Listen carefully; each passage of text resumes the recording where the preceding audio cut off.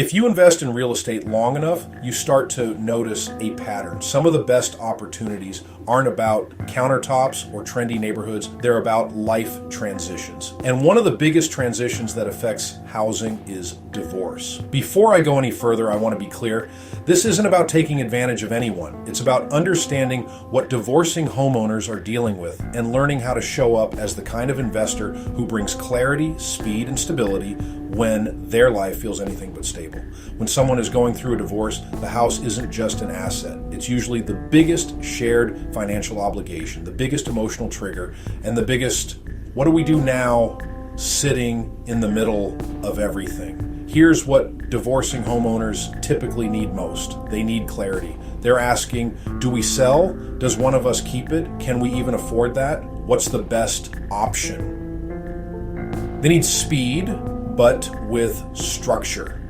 A fast close is great, but what they really need is a process that reduces conflict and keeps things moving. They need certainty. They're exhausted by and last-minute changes. They want to know what happens next and what the numbers look like, and they need privacy and calm. Many don't want open houses, constant showings, or the entire neighborhood knowing their business. This is where investors can actually help if they do it the right way. Because divorce deals can get messy fast if you don't understand the common landmines. One spouse might say, I'll keep the house, but then they can't qualify to refinance. Now everyone's stuck and time starts working against them. Sometimes the home needs repairs, but nobody wants to put more money into it. Or they can't agree on what repairs matter. Communication can break down. One person wants top dollar, the other just wants it done. And every conversation turns into a battle. And timelines are real. Attorneys, mediation, court dates. So delays can create consequences, not just inconvenience. For investors, that can look like stalled deal stars, soft, tense negotiations, confusion around who can agree to, and spending a lot of time chasing a maybe. That's why I put together a divorce real estate toolkit. It's meant to help investors navigate these situations in a professional, ethical, high clarity way. It helps you ask the right questions early, like are both parties on title? Is there an attorney or mediator involved? Are they pre-judgment or post-judgment? Do both people agree on selling? Who needs to sign? It also helps you set expectations up front, so both parties understand the timeline, the steps, and what happens next.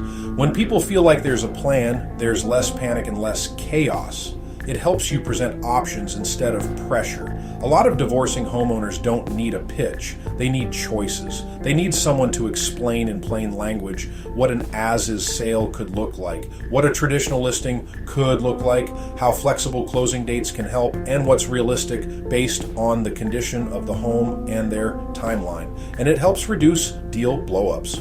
In divorce situations, even small surprises can derail things. A clear process and clear communication can prevent a lot of that. I'm based in Fond du Lac and the Fox Valley, and around here, reputation matters. If you're an investor in this market, the long-term win is being known as the person who communicates clearly, gives people options, respects both parties, and closes the way you said you would. If you want the Divorce Real Estate Toolkit, DM me the word divorce, and I'll send it over. And if you're working a divorce-related lead right now and want help thinking through the best approach, DM me help and tell me a little about the situation. I'll point you in the right direction.